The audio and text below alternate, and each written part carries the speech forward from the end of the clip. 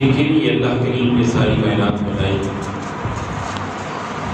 تو سامعین محترم، اللہ کریم قرآن کریم میں یہ ارشاد فرماتا ہے کہ وَرَفَعْنَا لَكَ ذِكْرَكَ، کہ اے محبوب پیارے ہم نے آپ کے ذکر کو آپ کی خاطر بلند کر دیا۔ سبحان اللہ۔ کس طرح بلند کیا کہ سمندروں میں آپ کا نام، فضاؤں میں آپ کا نام، جنت کی وسعتوں پہ آپ کا نام، کوثر کے پیالوں پہ آپ کا نام۔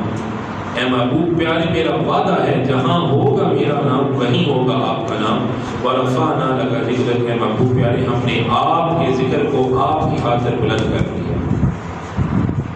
اس طرح بلند کیا کہ ذکر کرنے والا میں، جس کا ذکر کروں وہ تو، شان دینے والا میں، لینے والا تو، مزمل کی چادر دینے والا میں، اور اس چادر میں گناہگاروں کو چھپانے والا تو۔ اگر شان دینے والے کو مانتے ہو تو پھر لینے والے کو بھی ماننا پڑے گا۔ کہ ثانی نہ تو یہاں بھی نہ دے لال دا، میں لب کے لیاما کے تو سونا تیرے نال دا۔ سامعین محترم، اللہ کریم نے بنی نوع انسان کو بے شمار نعمتیں عطا کی ہیں، لیکن کسی بھی نعمت پر احسان نہیں جتلایا، لیکن احسان جتلایا ہے تو فرمایا لقد من اللہ علی المؤمنین اذ بعث فیہم رسولا، کہ اللہ تبارک و تعالی نے مومنین پر بڑا احسان فرمایا کہ ان میں بڑی عظمت والے حبیب مبعوث فرمائے۔ تو سامعین محترم، آج کل ہمارے معاشرے میں نفسا نفسی کا عالم ہے۔ ہر بندہ ہی یہ سوچ رہا ہے کہ کسی طریقے سے ہمیں راحت ملے، کسی طریقے سے میں کچھ سکون حاصل کر سکوں۔ اگر کوئی بندہ کوئی کام کرتا ہے تو اس کام میں بھی اس کو بے چینی نظر آتی ہے، یا کوئی دنیا کا کوئی بھی کام کر رہا ہے کوئی انسان، ہر طرف نفسا نفسی کا عالم ہے، ہر دل بے چین ہے۔ اس کی ایک وجہ یہ ہے کہ ہم اللہ تبارک و تعالیٰ کی ذکر سے غافل ہو چکے ہیں۔ اللہ کریم نے قرآن کریم میں یہ ارشاد فرمایا کہ الا بذکر اللہ تطمئن القلوب، کہ بے شک دلوں کا چین اللہ تبارک و تعالیٰ کی ذکر میں ہے۔ اور اگر کوئی بندہ گناہوں کی دلدل سے نکل کر، گناہوں بھری زندگی چھوڑ کر اگر کوئی انسان توبہ کی طرف آتا ہے تو آج ہمارے معاشرے کا یہ دستور بن چکا ہے کہ اس کو پرانی زندگی کا تانا دے کر اسے بدظن کیا جاتا ہے کہ اب تو تمہارا توبہ کرنے کا کوئی فائدہ نہیں، تم نے اتنے سال گناہوں کی دلدل میں گزار دیے، اب تم بڑے حاجی نمازی بن گئے ہو۔ تو حضور فرماتے ہیں کہ جو بندہ گناہوں کی دلدل سے توبہ کر کر واپس اللہ کی راہ میں آئے تو کوئی بندہ اسے پچھلی زندگی کا تانا دے، وہ بندہ تب تک نہیں مرتا جب تک خود اس گناہ میں ملوث نہ ہو۔ تو لا تقنطوا من رحمت اللہ، اللہ کریم نے فرمایا کہ میری رحمت سے نا امید نہ ہو۔ اگر دنیا میں حضرت اللہ کریم حضور فرماتے ہیں کہ عذاب دینے کا ارادہ فرمائے تو آپ فرماتے ہیں کہ اللہ کریم سب سے پہلے کسی زانی کو عذاب نہ دے، کسی شرابی کو سب سے پہلے عذاب نہ دے، کسی بے نمازی کو سب سے پہلے عذاب نہ دے، بلکہ حضور فرماتے ہیں کہ اللہ کریم اگر دنیا میں عذاب دینے کا ارادہ فرمائے نا تو سب سے پہلے اس شخص کو عذاب دے جو میری رحمت سے نہ امید ہو۔ کیونکہ اللہ کریم نے قرآن کریم میں فرمایا کہ لا تقنطوا من رحمت اللہ، کہ میری رحمت سے نا امید نہ ہونا۔ اگر تم نے 50 سال 60 سال گناہوں کی دلدل میں گزارے ہیں، اب بھی اگر تم اللہ کی راہ میں سچے دل سے توبہ کرو، بلکہ وہ تمہارے گناہوں کو بھی معاف فرمائے گا اور تمہارے جو گناہ تھے ان کو نیکیوں میں تبدیل کر کے تمہیں اپنی رحمت کی آغوش ملے گی۔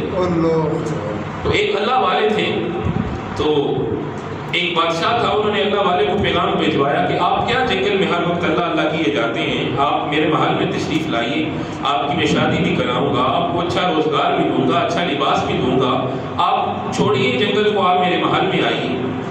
وہ اللہ والے تھے نا، وہ اس کے محل میں آ گئے اور آج اس بادشاہ سے کہتے ہیں کہ اگر اس محل میں تمہاری نافرمانی کروں تو تم کیا کرو گے؟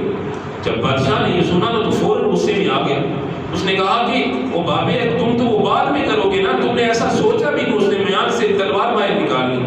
اس اللہ والے نے کہا کہ جا بادشاہ اپنا کام کر، میں اس کریم کا در چھوڑ کے کیوں جاؤں جو دن میں 70 مرتبہ میرے گناہ بھی دیکھتا ہے، ان پہ پردے بھی ڈالتا ہے، میری بخشش بھی کرتا ہے، میں اس کریم کا در چھوڑ کے کیوں جاؤں؟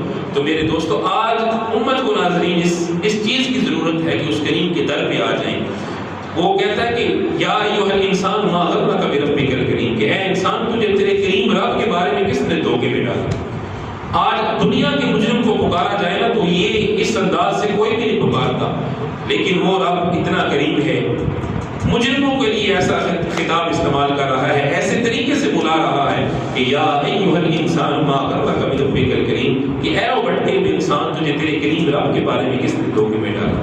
حضور علیہ الصلوۃ والسلام صحابہ کی مجلس لگی ہوئی ہے، آپ علیہ الصلوۃ والسلام تشریف فرمائے، آپ فرماتے ہیں کہ اے میرے صحابہ، ایک شخص صحرا میں سفر کر رہا ہے اور وہ سفر کرتے کرتے تھک ہار کر ایک درخت کے نیچے سائے میں لیٹ جاتا ہے، اور ایک اونٹ اس کے پاس ہے اور اپنی سارا جو ساز و سامان ہے نا اس اونٹ پہ لدا ہوا ہے، اس کی آنکھ لگ جاتی ہے۔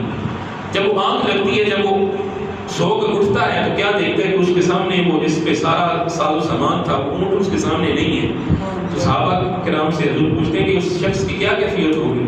تو صحابہ کرام عرض کرتے ہیں کہ یا رسول اللہ صلی اللہ تعالی علیہ وسلم، ہمارے ماں باپ اپنی قدموں پر قربان، اس شخص کو تو ہر طرف موت ہی نظر آنی ہے کہ زندگی کا سارا ساز و سامان اس اونٹ پہ موجود ہے اور دور تک پانی کا تصور نہیں ہے، صحرا ہے اور سارا ساز و سامان اس اونٹ پر ہے، اب تو اس کو ہر طرف موت آنی ہے۔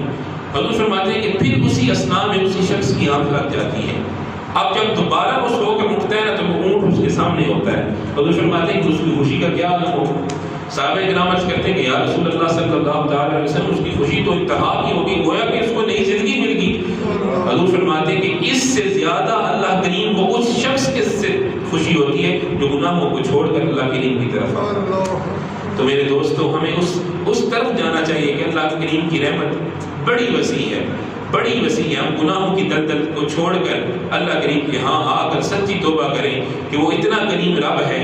وہ اگر اللہ کریم فرماتا ہے کہ تم میری طرف ایک قدم آؤ تو میں دوڑ کر 10 قدم تمہارے آگے آؤں گا، تمہیں اپنی آغوش میں لوں گا۔